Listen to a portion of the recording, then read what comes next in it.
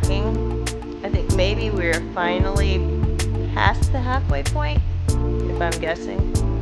I don't know that I really care to guess. It's just been put our heads down and pack till we drop. Every day that's about 5 p.m. It's about as far as we can make it. We're getting a slow start today because we're sore. Pollen is kicking my butt, but there is progress. We can actually visually note some progress, so tired I can't talk. Even worse than usual.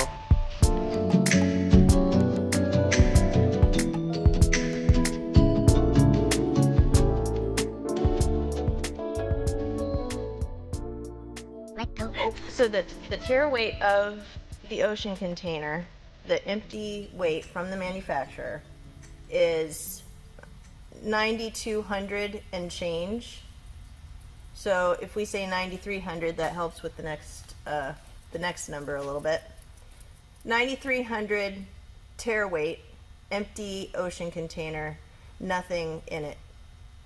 Then we've got the lumber, and I actually did a count of the lumber in there. Right. I got weight the average per board. Yeah. weight Yep. per board. The lumber, you guessed perfectly, was 1,700 pounds. So we're at 11,000 pounds before we start loading anything. We've got a max of 37,000 pounds that any of these companies want to deal with. At least as far as what they're telling us. As far as picking it up off the ground and getting it onto a chassis that can pull it. Range. 35,000 to 37,000. So we're shooting for 35,000 just to be safe. Yeah. So that leaves us 24,000 pounds. Mm-hmm. And that should be well over what we have. I weighed, I didn't weigh. I looked up weights for all of our large heavy items. Anything that was over 200 pounds, as far as I can tell by looking at it. Mm-hmm. I looked it up and individually calculated those. And that weight came up to 8,000 pounds. So we've got a little bit of wiggle room, which is good because there's still plenty of stuff here. There's plenty of boxes, there's plenty of little stuff, there's and every time, even if you think you're rounding up, you might be completely under, Yeah. So, I mean, the margin for error thing. But anyway, those are the weights, and I wanted to share those. So we've got a tare weight of 9,300 pounds, lumber of 1,700 pounds. Our major items, anything that is over 200 pounds individually, adds up to 8,000 pounds total, and that leaves us, what does it leave us? 24,000 pounds. Am I doing my math right? You say 11 and 8? 11 and 8? Yeah. Okay. So Oh, that's no, 19. that's wrong. 11 and 8 is So 19,000 pounds. So 19 from 37 is 28.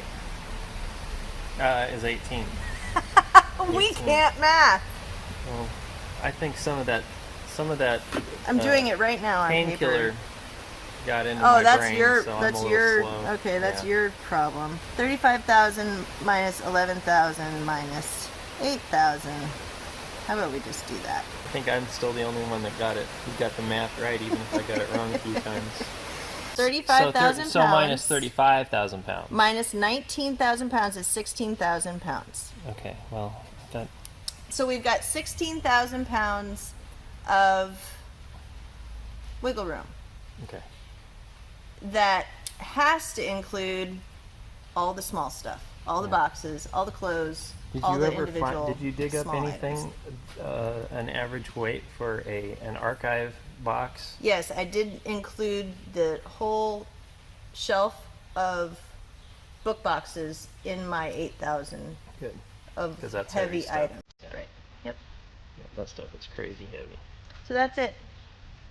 That's what we got to work with.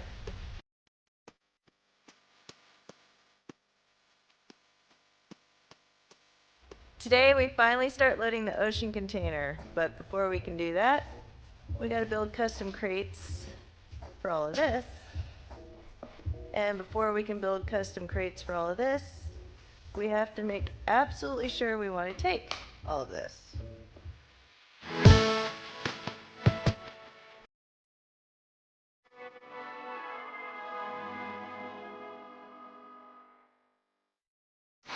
How heavy do you think? 250 pounds minimum. It probably says it on it. Yeah. If we only took the one generator, that would help. Which one would you take? No. Probably take this one. It's all set up and running. I mean, yeah, that's 1,300 pounds. This is the same kind of motor as Tweety. Hey, I've got a breaker in there. Uh-huh. So I just have to set that breaker up inside of there. It's ready to go.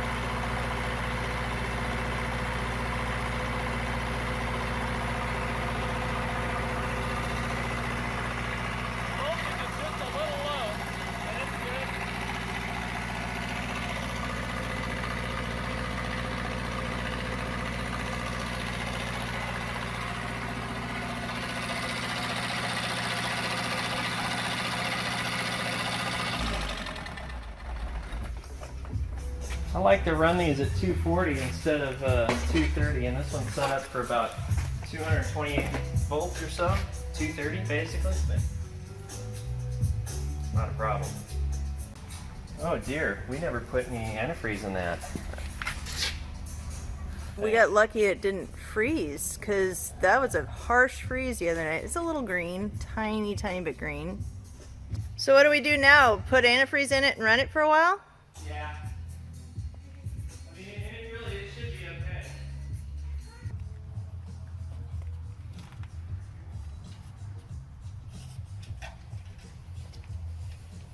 Okay, we're going to recycle some antifreeze that we had sitting around for a little while. We drained it out of another vehicle, and I'm not having any luck carrying these. So I just used these cloth-like shop rags. The white ones seem to do pretty good. Showing it on video now, we've already done most of this, but so we've got a little funnel here with a long, well, actually it had a hose on it. We have a little funnel here and a little rubber hose that fits like right in snugly. Put the cloth in, put the hose in. There we go.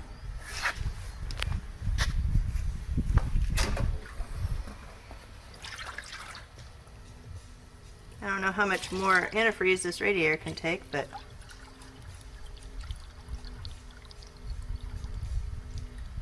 and as you can see, there's a lot of junk. We're getting down to the bottom now, so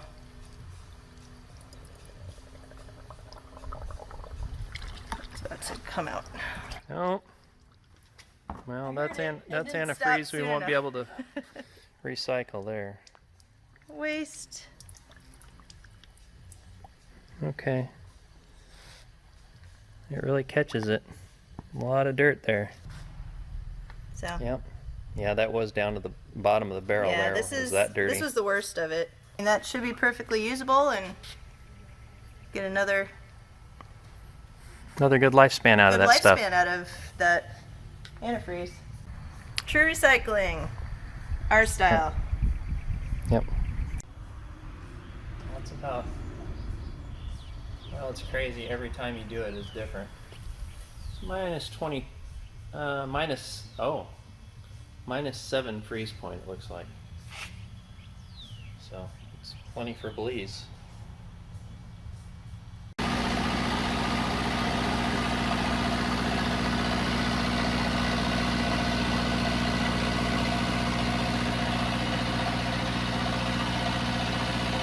Is it in good enough shape to pack up and take? I think so. I don't know when this happened, but it looks like my test strips for the coolant have gone bad. They may be reading right on ethylene glycol